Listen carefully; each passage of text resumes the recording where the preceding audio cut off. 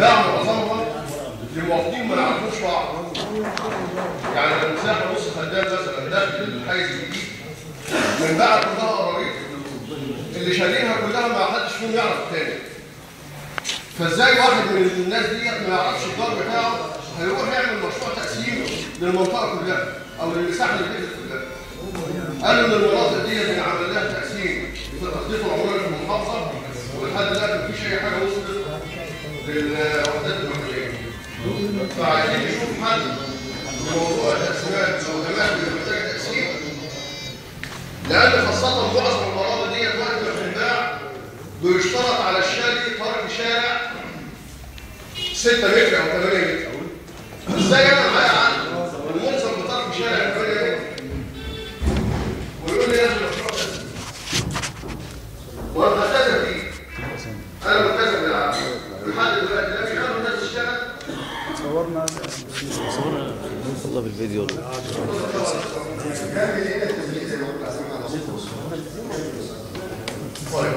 يبقى موضوع التقسيم ده بس عايزين نشوف له حل نخلص فيه مع الناس ازاي. وبعدين للاسف ان معظم القائمين على العمل في القانون في زميل بيتكلم عشان نسمع منه عشان ما نشوفش القرار الثاني. جايز هو النقطه ويمكن تكون خفيفه عليه. نقول له انت السؤال والحقيقه الاستاذ ابراهيم غلط سؤال وفعلا صح وانا بحييه على تجهيز السؤال.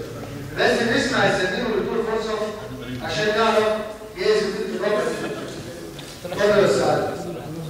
بالنسبه لتنفيذ القانون الرئيسي 119 في ناس كتير جدا من القائمين عليه بيقدروا يعملوه حتى على اعلى المستويات وفي محافظه الغربيه.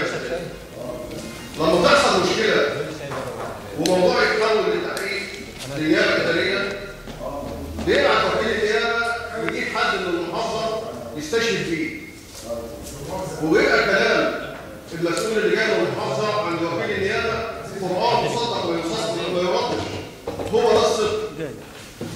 للاسف في حاله من الحالات اللي حضرها كمثلا في الوحده المحليه في شبرا تم استخراج رخصه صحيحه طبقا للتعليمات اللي واخده من رئاسه مركز مدير الطاقه الوحده المحليه.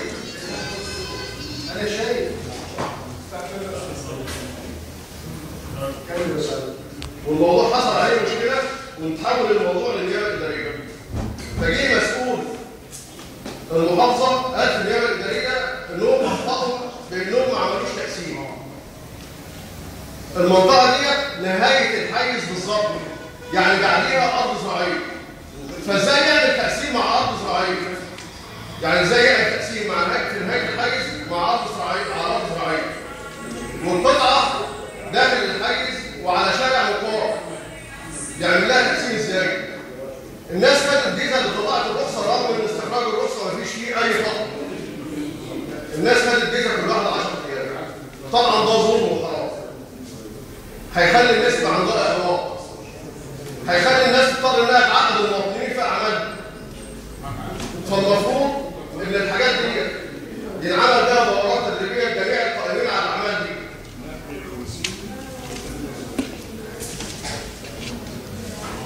ماشي يا استاذ. النقطه الثالثه يا ريس الاشغالات. الاشغالات سواء في مدينه طنطا او في قرى مركز مدينه طنطا امام اعين الجميع. ومش هنروح بعيد قوي، احنا جنبنا قدام مجلس المدينه شارعين اثنين هم المحلات مستوليه عليهم ما تعرفوش فيهم على البيوت.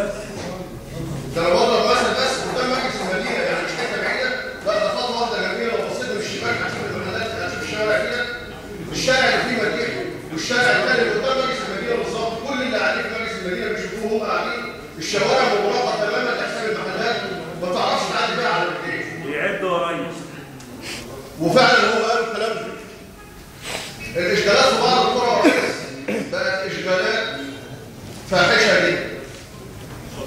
في منطقه بين قريه تاسيس وكفر عصام منطقه سوق ناهيك عن اشغالات السوق بتنتهي على الظهر، لكن في مواطنين حاطين جرارات في وسط الشارع والات زراعيه قديمه غير مستعمله محطوطه بالطبع ما بتتحركش من مكانها في وسط الشارع لدرجه انها اعاقت يعني بيعيدوا الشيء الاصلي في كفر عصام برسوم الشارع عرض 11 متر، جه من قدام الحته ديت الراجل حاطط بيها كده بقت حوالي 4 متر.